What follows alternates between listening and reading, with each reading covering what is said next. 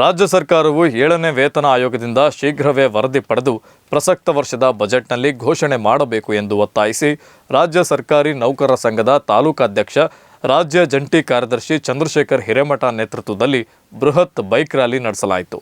ಸಿಂಧನೂರು ನಗರದ ಸರ್ಕಾರ ನೌಕರರ ಭವನದ ಆರಂಭವಾದ ಬೈಕ್ ರ್ಯಾಲಿಯು ಮಹಾತ್ಮ ಗಾಂಧಿ ವೃತ್ತ, ಕಿತ್ತೂರು ಚೆನ್ನಮ್ಮ ವೃತ್ತದ ಮೂಲಕ ಶಾಸಕರ ನಿವಾಸದವರೆಗೆ ನಡೆಯಿತು. ವಿವಿಧ ಬೇಡಿಕೆಗಳ ಈಡೇರಿಕೆಗೆ ಸರ್ಕಾರದ ಮೇಲೆ ಒತ್ತಡ ಹಾಕಬೇಕು ಎನ್ನುವ ಮನವಿ ಪತ್ರವನ್ನು ಶಾಸಕರಿಗೆ ಸಲ್ಲಿಸಲಾಯಿತು. ಈ ಸಂದರ್ಭದಲ್ಲಿ ಅಧ್ಯಕ್ಷ ಚಂದ್ರಶೇಖರ್ ಹಿರೇಮಠ ಮಾತನಾಡಿದ್ದು ಹೀಗೆ.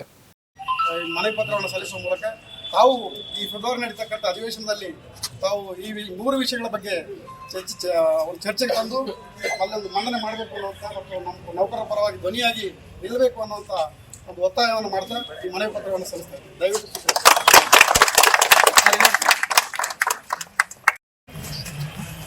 ವತಿಯಿಂದ 4 ಬೇಡಿಕೆಗಳನ್ನು ಪ್ರಮುಖವಾಗಿ 7ನೇ ವೇತನ ಆಯೋಗದ ಬಗ್ಗೆ, 2ನೇ ಬಗ್ಗೆ, 3ನೇದು ಆರೋಗ್ಯ ಸಂಜೀವಿನಿ ಬಗ್ಗೆ, 4ನೇದು ಸ್ಥಳೀಯವಾಗಿ ನೌಕರರ ಭವನ ನಿರ್ಮಾಣ ಮಾಡುವ ವಿಚಾರದಲ್ಲಿ ಮನವಿಯನ್ನು ಕೊಟ್ಟಿದ್ದಾರೆ.